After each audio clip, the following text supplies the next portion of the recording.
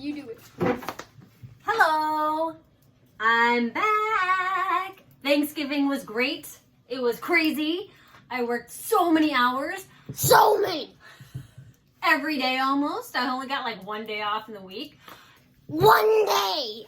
And through that, I was trying to nurse a cold and I had a cough. And the cough led to, at the end of the Thanksgiving break, the 1st of December, I had dinner with my lovely boyfriend and his son. And I choked on a noodle. She almost died. I almost died.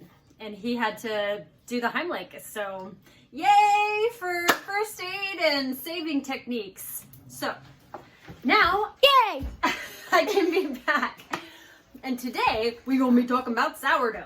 So, there's a lot that goes into sourdough, even though there's only 4 basic ingredients that make up sourdough. The whole history of sourdough, I don't know. I was not a history buff. But what I do know is that it's made from natural yeast. We have up here, I have written down on my whiteboard, this is how I labeled.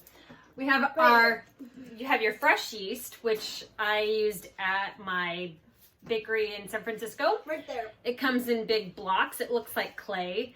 It's the yeast with the water as they naturally find it, and it's in its most purest form.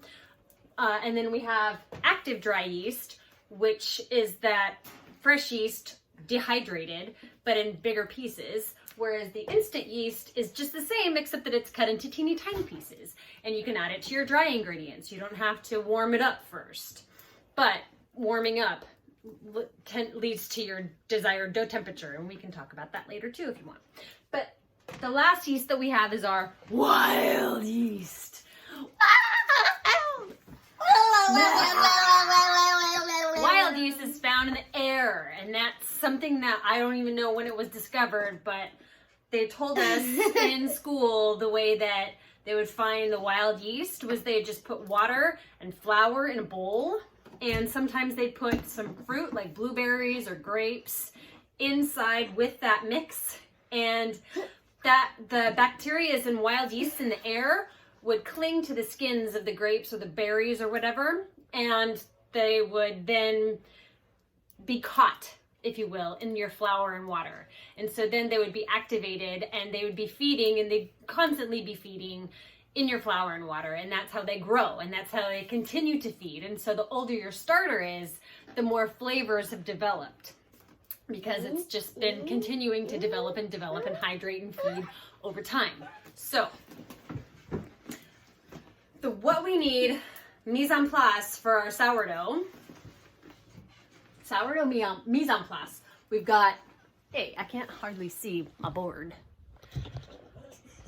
All right, we have our ingredients here. We have our hardware here. All we need is our starter, or sometimes people call it barm in a recipe, or our wild yeast. We need our leavening.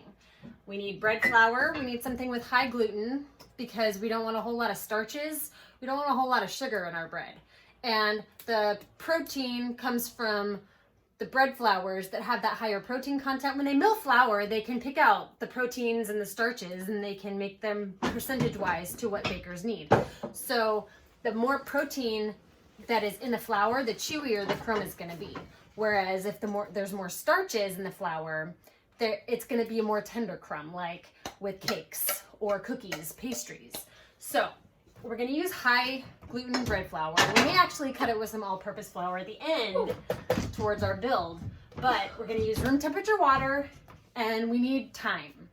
And at the end, we'll need salt for flavor and strengthening. But so this is all the ingredients that go into wonderful, beautiful sourdough bread. And this is why I love it, is because if I don't have a whole lot of ingredients on hand, if we're going through a bad month where I need to stretch my dollars, sourdough is the best thing for us, because I buy this ginormic 50-pound bag of high gluten bread flour from Smart & Final for like $14. How heavy is that? 50 pounds.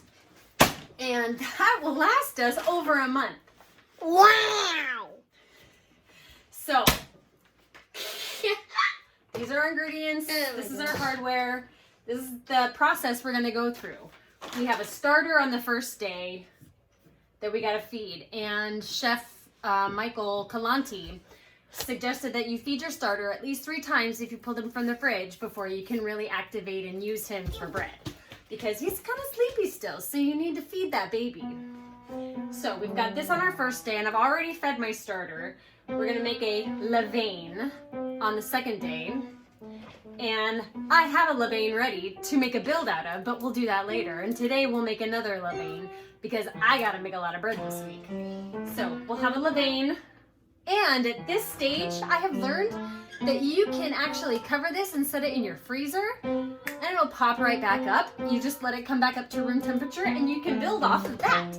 So you can skip these like 2 steps here and go straight to here if you freeze this, which I love.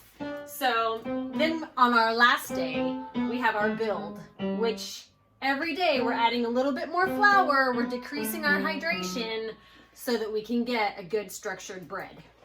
That's gonna have a lot of intense, deep, rich flavors. We're using bread flour so that inside crumb is gonna be nice and chewy.